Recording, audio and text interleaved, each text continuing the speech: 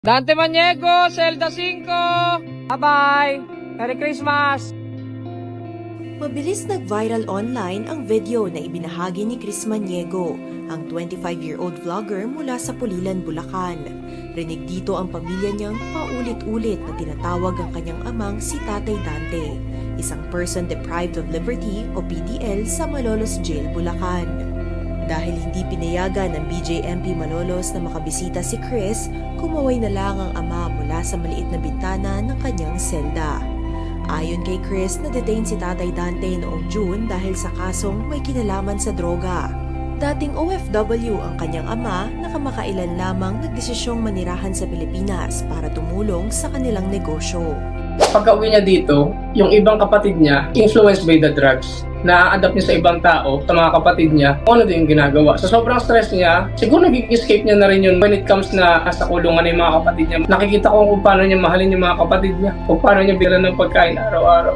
Doon ako nalulungkot nun kasi sabi ko, alam mo na yung sitwasyon ng kapatid mo eh. Hindi na kailangang adapt ulit kasi nakatakas ka na sa sitwasyon na yan. Pero naniniwala pa rin po ako na magbabago yung tatay ko.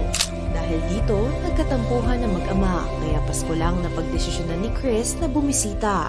Alala ko time na wala pa kaming kaya. During Christmas, tricycle driver pa siya before. Bumibili siya ng kalahating manok. Ayun yung pagsasalusaluhan ng family namin. Masasabi ko po, tatay is mabait talaga. Hindi siya masamang tao. Sobrang masiyahin.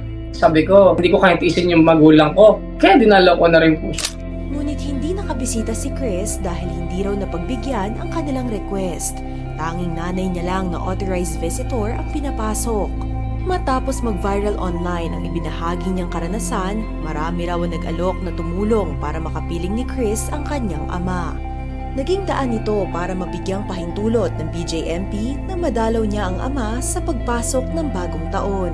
Umaga pa lang daw nung January 1, iniintay niya na kami kasi naligo na daw, ay nag-prepare na siya. Kahit saglit na moment lang na pagbigyan kami, sobrang thankful sa mga tao na nagpaabot ng tulong. Kasi nakikita ko sa mga other posts, sobrang hirap talaga makapasok. Narinig po kami ng nasa taas talaga. Nung pagdating po ni tatay, talagang bagsak yung luha niya. Ramdam mo sa kanya yung bigat and longing sa amin. Sobrang hirap na makita siya sa sitwasyon na yun. At the same time, sobrang saya. Banding kami, nag-usap-usap. Iba na yung kaway niya, hindi na siya matamlay.